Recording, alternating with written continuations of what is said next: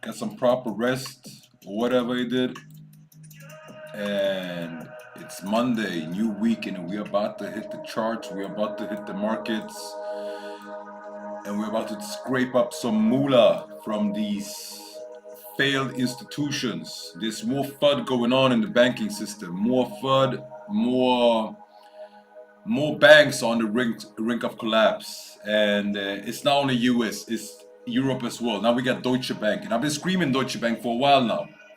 I knew they were in an unstable situation, and it's coming to proof now.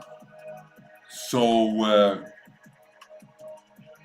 we will see how that develops, but it seems like they're going down.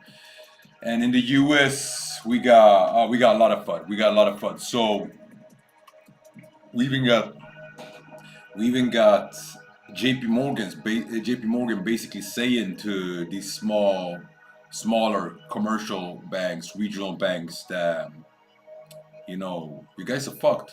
Sorry, but you guys are fucked, and you better do what needs to be done to, like, get out of the situation as sound as possible.